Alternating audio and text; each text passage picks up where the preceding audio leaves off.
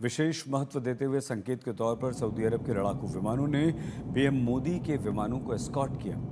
मैं तो हैरान उस बात पे हुआ। अभी आज हमने एक क्लिप देखा है जिसमें और प्रधानमंत्री नरेंद्र मोदी के सऊदी अरब दौरे से जुड़ी अहम खबर है। प्रधानमंत्री मोदी का प्लेन जब सऊदी एयर स्पेस में पहुंचा तो फाइटर प्लेन से उनके विमान को escort. The more India gets closer with Saudi Arabia, the more it is a challenge for Pakistan, obviously.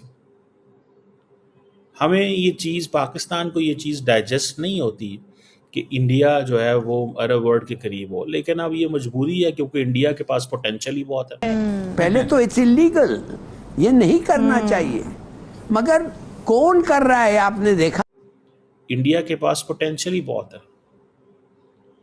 अब सऊदीज़ को इंडिया चाहिए अपनी क्रिकेट इंप्रूव करने के लिए, सऊदीज़ को इंडिया चाहिए फॉर एंटरटेनमेंट, सऊदीज़ के लिए इंडिया जो है वो मजबूरी बन गई है। जो होना था सो हो गया, रोना पीटना बंद करते हैं। सुना है कि हिंदुस्तान ईस्टर्न साइड पे प्लान कर रहा है कि कोई एक्शन हो टू टेक एडवांटेज, बताएं कि पाकिस्तान हेल्पलेस है, शायद वो भी हो रहा है। और इससे भी मैं आगे जाऊं ना तो तबीयत साफ हो जाएगी। ये जितना ये चाइल्ड अब्यूज से लेके जहालत, ये वो सब हलाल है।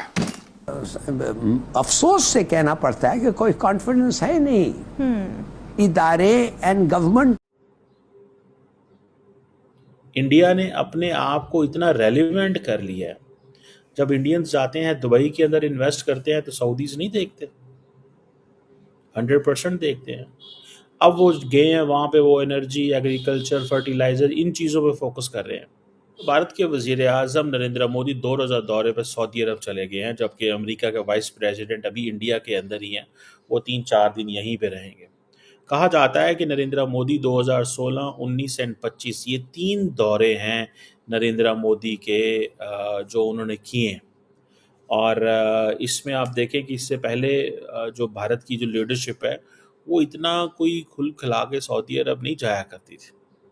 और अगर आप देखें तो इंदिरा गांधी भी गई एक दफ़ा, मनमोहन सिंह साहब भी 2010 में कहा जाता है गए हैं।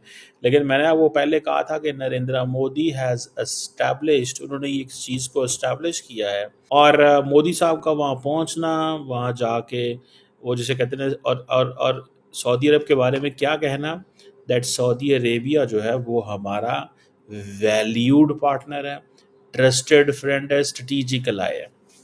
To convince Saudi Arabia to put your weight behind India Middle East Europe economic corridor, 1 point agenda है। There is a 1 point agenda. Narendra Modi ये कह रहे हैं कि आईएमसी के पीछे, India Middle East Europe economic corridor के पीछे अगर मोहम्मद बिन सलमान अपना वज़न डाल दें तो मेरे लिए वो चीज़ बहुत ज़्यादा अहम हो जाएगी। मोदी साहब कह रहे हैं कि जनाब हमारी जो रिलेशनशिप है दैट इज़ लिमिटलेस पोटेंशियल है। वो लिमिटलेस क्या है? मतलब ये है कि बहुत सारा बिजनेस अभी किया जा सकता है।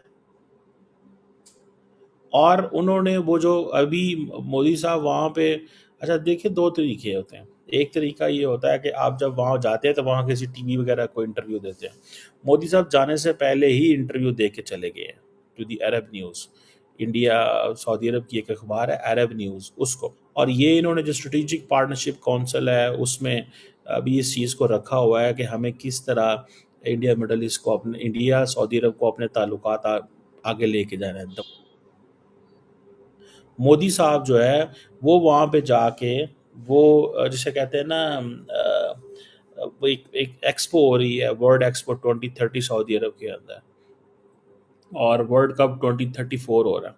ये 2 जी मुबारकें देंगे, बड़ा कहेंगे जी आप, क्योंकि मोदी साहब खुद 2034 या 2036 के लिए ओलंपिक्स के ख्वाहिशमंद है।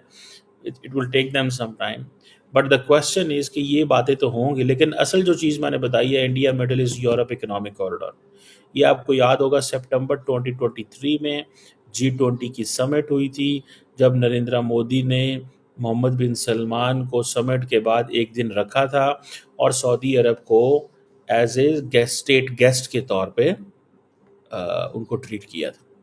वो क्यों किया था, उसकी मल्टीपल रीज़न है। वन रीज़न तो ये है ना कि जनाब वो मोहम्मद बिन सलमान, और वो जाते ही नहीं है ऐसे कहीं पे अगर आपको स्टेट गेस्ट ना ट्रीट किया जाए। उनका वो क्योंकि किंगशिप है, उनका स्टाइल, उनका अंदाज ऐसा है, पहली बात।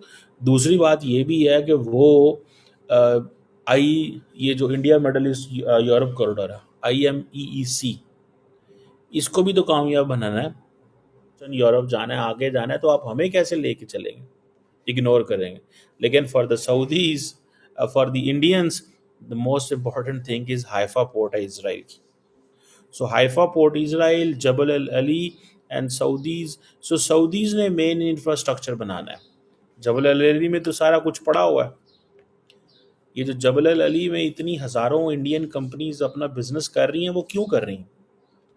वो इसीलिए कर रही हैं बिकॉज उनको पता है कि हम इंडिया से माल सारा चाइना लेके UAE लेके जाएंगे, UAE से सऊदी अरब हमें रोड बना के देगा, रेल नेटवर्क बना के देगा, एंड देन आप वहाँ से मिडल ईस्ट और ये सारा निकल के एंड इसराइल से मेडिट्रेनियन, वहाँ से ग्रीस, जिस पर टर्की आपको पता है बड़ा सख्त अनॉयड है कि देयर इज़ कोई ऐसा कॉरिडोर नहीं है जो हमारे बगैर कामयाब हो जाए। सो द क्वेश्चन रिमेन, जो सवाल मुझे समझना है कि क्या मोहम्मद बिन सलमान नरेंद्र मोदी के इस मॉडल को मानेंगे, या वो क्या कमिटमेंट देते हैं, और इससे सऊदी अरब को क्या फ़ायदा होने वाला है? क्या सऊदी अरब वही किरदार अदा करेगा जो पाकिस्तान किरदार अदा कर रहा है BRI के अंदर, कि CPEC बन गया, लेकिन वो सऊदीज़ वो कहेंगे जी ठीक है, सऊदी अरब भी बस पंक्चर लगाएंगे और अपनी सड़कें इस्तेमाल करेंगे। इंडिया तो अपना माल पहुंचाना चाहता है ना, इंडिया इस चीज़ को सोच रहा है।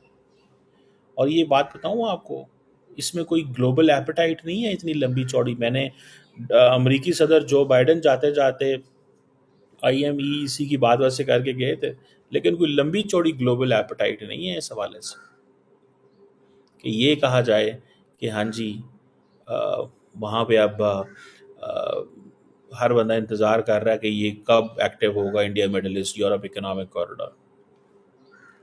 सो सऊदीज़ कितना इस पे वज़न डालते हैं, मोहम्मद बिन सलमान इस पे क्या करते हैं, ओनली टाइम विल टेल, वक्त ही बता सकता है। और तो मैं तो इस पे ये कह सकता हूँ, लेकिन इतना आसान काम नहीं है मोहम्मद बिन सलमान को कन्विंस करना। मोहम्मद बिन सलमान की जो सोच है वो डिफरेंट है। वो तो अपना चीज़ें चला रहे हैं, वो तो यूरोप तक ऑलरेडी पहुँचे हुए हैं, उनको तो ज़रूरत नहीं है। उनको ठीक है, उनको पता है हम ये रेड सी सारा हमारे पास है, इस रेड सी से हम ये क्या नाम है उसका इजिप्ट की वो लेते हैं स्विस कैनाल और हम मेडिटेरेनियन पहुँचे। हम इंडिया को क्यों फेवर देंगे ये, अनटिल एंड अनलेस कि इंडिया जो है वो जिस तरह जबल अल अली को अहमियत दे रहा है, सऊदीज़ को भी वो अहमियत दे। जस्ट इसके ऊपर फोकस करें। So why the Saudis shall listen India when they have a full Red Sea. Bharat और सऊदी अरब की दोस्ती दिनों दिन बढ़ते जा रही है और पाकिस्तान को ये बात बिल्कुल भी हजम नहीं हो रही है कि किस प्रकार से सऊदी अरब इंडिया के अंदर लगातार इन्वेस्टमेंट पे इन्वेस्टमेंट किया जा रहा है। वहाँ पे इंडिया में इन्वेस्टमेंट बिल्कुल सेफ़ है और पाकिस्तान में ये बिल्कुल भी सेफ़ नहीं है। कभी भी कोई दंगई वगैरह आके वो सबको जला सकता है, जैसे अभी रिसेंटली KFC को जला के किया गया। पाकिस्तान में अभी रिसेंटली KFC के जितने भी स्टोर से उसमें आग लगा दी गई और वहाँ पर एक आदमी को जिंदा जला दिया गया। कितनी बड़ी घटना हुई है और दुनिया का ध्यान ही नहीं है वहाँ पे। अगर इंडिया में ऐसा होता तो पूरा हल्ला हल्ला मचा देते, ह्यूमन राइट्स वगैरह ये वो है, लेकिन पाकिस्तान में इतना कुछ हुआ भी नहीं। और पाकिस्तानी मीडिया इस बात पे रो रहा है कि सऊदी अरब किस प्रकार से धीरे धीरे भारत के और ज़्यादा करीब जा रहा है। मोदी जी का अरब जितनी भी अरब कंट्री उनके साथ में बहुत अच्छा दोस्ती है और पहले से ही भारत मिल के काम कर रहा है सऊदी अरब के साथ में और बाकी के UAE और वो सब के साथ में।